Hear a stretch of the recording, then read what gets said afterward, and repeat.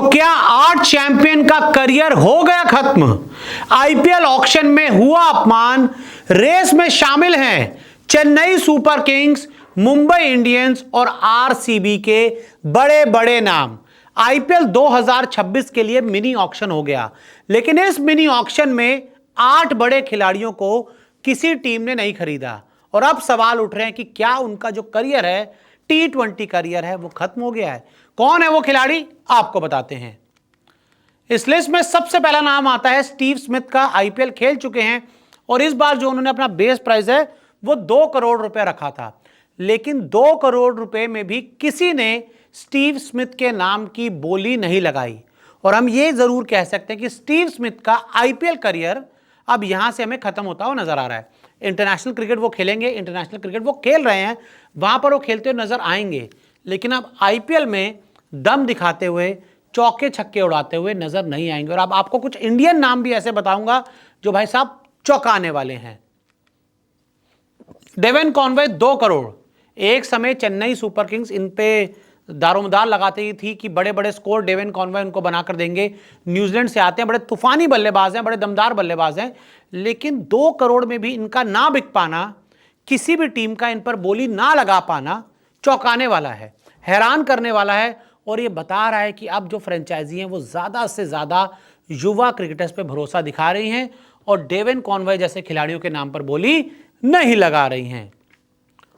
तीसरा नाम आता है महेश तीक्षाणा। 2 करोड़ रुपए इनकी बेस प्राइस था। श्रीलंका से आते हैं, स्पिनर हैं और अच्छे गेंदबाज हैं। बाकी इनके पथिराना देखिए, जो तेज गेंदबाज हैं, अच्छे खासे पैसे में गए।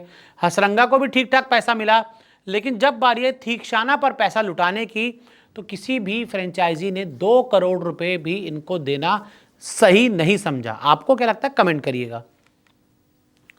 जैक फ्रेजर मैकगर्क 2 करोड़ रुपए दिल्ली कैपिटल्स का हिस्सा थे, उन्होंने रिलीज कर दिया और इस बार ऑक्शन में किसी ने इनको रिटेन या फिर अटेन नहीं किया।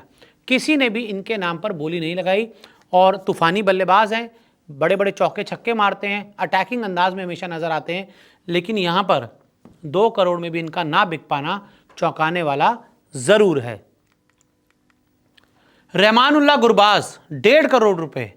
कोलकाता नाइट राइडर्स के लिए दमदार शुरुआत देने वाले, चौके छक्के लगाने वाले अफगानिस्तान के ये तूफानी बल्लेबाज रहमानुल्लाह गुरबाज को 1.5 करोड़ भी ना मिल पाना, ये बहुत हैरान करता है।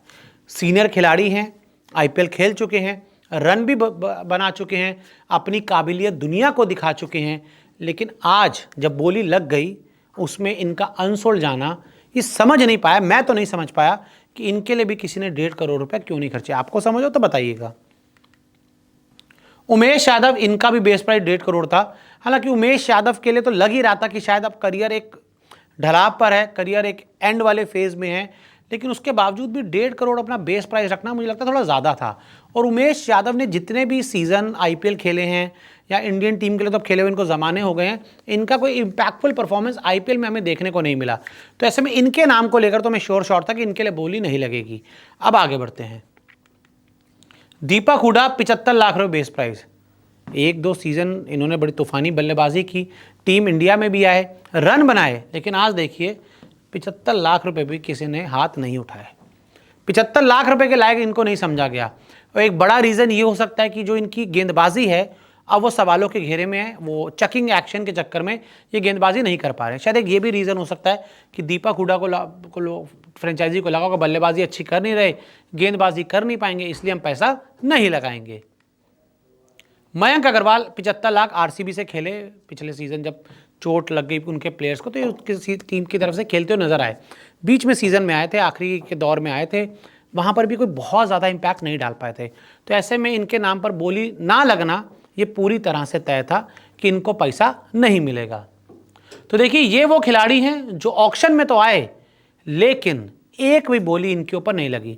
आपके हिसाब से किन चैंपियन का करियर, इंटरनेशनल या फिर आईपीएल, इस ऑक्शन के बाद खत्म हो गया है? हमें कमेंट करके ज़रूर बताइए।